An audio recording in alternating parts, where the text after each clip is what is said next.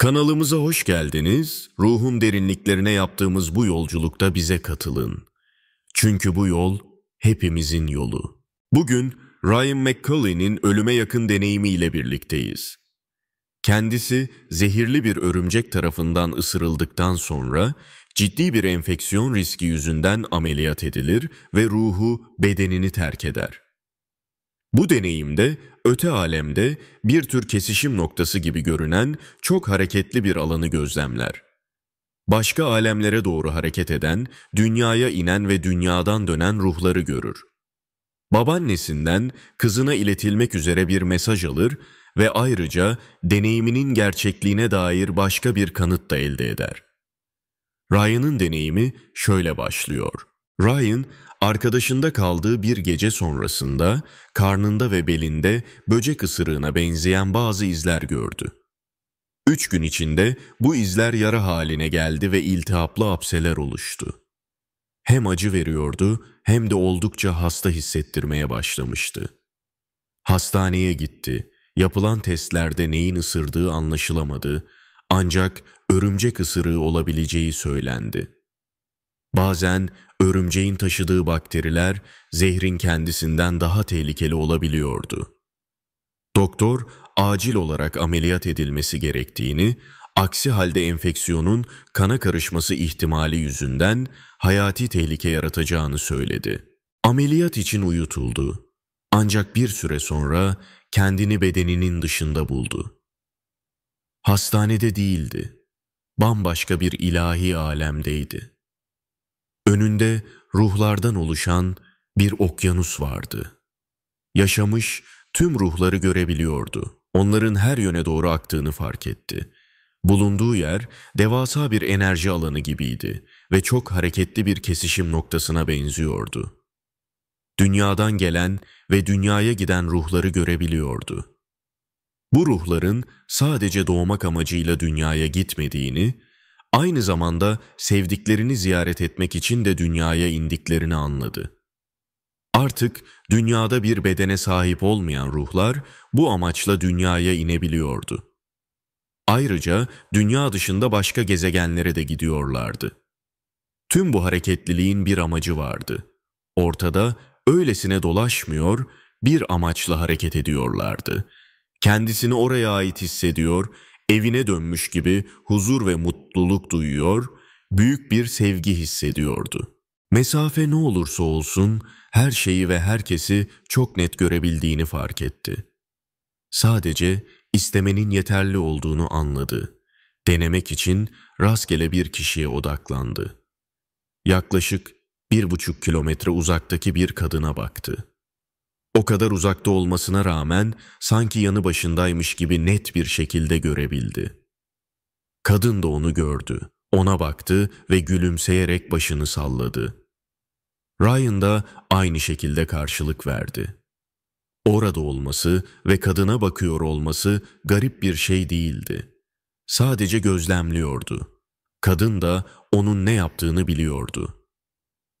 Bulunduğu yerden başka, farklı amaçlara uygun yerlerin, alanların ya da boyutların olduğunu fark etti. Bunlardan bir tanesi çok parlaktı ve baktığında hissettiği tek şey huzur ve dinginlikti. Huzur sanki oradan her yere, onun bulunduğu yere ve ötesine kadar yayılıyordu.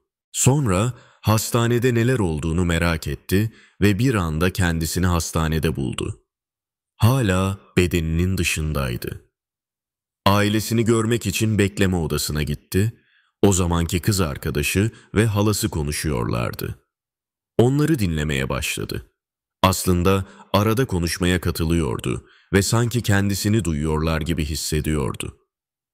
Kız arkadaşı annesinden şikayet ediyor, annesinin onu İncil ile sürekli korkuttuğunu ve eleştirdiğini söylüyordu. Halası ise cevap olarak, "O zaman İncil'i annenden daha iyi öğren. Böylece ona cevap verebilirsin ve seni manipüle edemez," diyordu. Ryan bulunduğu halden çok memnundu. Bedenine ve bu zor dünya hayatına dönmeyi hiç istemiyordu. Ancak bir süre sonra bedenine dönmesi gerektiğini düşünmeye başladı. Bu kendi düşüncesi miydi, yoksa birisi kulağına mı fısıldamıştı emin olamadı. Ama dönmesi gerektiğini biliyordu. Vücuduna girdi. Daha doğrusu girmeye çalıştı. Bedeni ameliyattan yeni çıkmıştı. Bedenini uyandırmak ve çalıştırmak için uğraşıyordu. Tam olarak bedene girememişti. Sonunda bedenini uyandırmayı başardı. Bir anda kalkıp yatakta oturdu. Henüz uyanmaması gerektiği için doktorlar ve hemşireler hem şaşırmış hem de korkmuştu. Onu tekrar yatırdılar. Bir kısmı dışarıda, bir kısmı ise bedenindeydi. Bedeni gözlerini açtığında hiçbir şey göremiyor, ancak bedeni gözlerini kapattığında tüm odayı ve her şeyi çok net görebiliyordu. Sanki bedenini içeriden değil de uzaktan kontrol etmeye çalışıyor gibi bir durum söz konusuydu. Bu arada yaşadığı bazı haller daha vardı ki çok ilginçti. Bedeni dışında olduğu halde kendisini yatakta konuşurken seyrettiği anlar vardı. Bedeninde olmamasına rağmen bedeni konuşabiliyor, etraftakilere bir şeyler anlatabiliyor ve kendisi de onu seyrediyordu. O anda bu durum kendisine normal gelmiş olsa da sonradan iyileşince bu anısı aklına geldiğinde hayret verici buldu. Ve dünyada da böyle bir tür otomatik pilotta yaşadığımız oluyor mu diye merak etti. Bu sırada hastane odasına ölmüş bazı akrabaları geldi. Anneannesini gördü, konuşmadılar. Sanki sadece onu görmeye gelmiş gibiydi. Çok genç ve çok güzel görünüyordu. Ölmüş babaannesi yanına gelerek kızına bir mesaj iletmesini söyledi. Kızının artık onun için üzülmemesini, kendisinin iyi olduğunu, geceleri ağlamayı bırakmasını, her şeyin yoluna gireceğini ve onu üzgün değil, mutlu görmek istediğini söylemesini istedi. Ryan kendine geldiğinde bu mesajı halasına iletti. Halası geceleri hala annesi için ağlıyordu, ancak bunu kimseye söylememişti. O yüzden çok şaşırdı. Ryan yaşadığı deneyimin gerçek olduğundan emin oldu. İlerleyen günlerde başka bir kanıt daha bulacaktı. Yaralarının iyileşmesi 3 ay sürdü. Çok fazla doku alınmış ve derin yaralar oluşmuştu.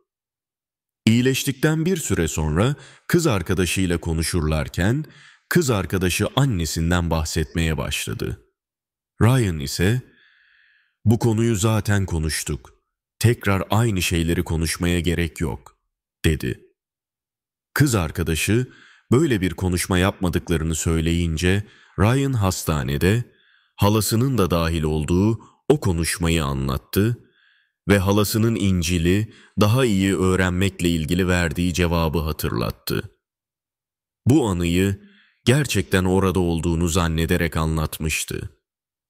Ancak kız arkadaşı bunu bilmesinin imkansız olduğunu, o sırada ameliyatta ve baygın olduğunu söyleyince Ryan orada bedeniyle bulunmadığını hatırladı.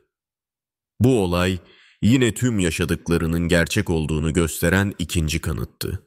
Ryan şunları söylüyor: "Gittiğim yerde Tanrı'yı, İsa'yı veya melekleri ya da insan olmayan herhangi bir varlığı görmedim.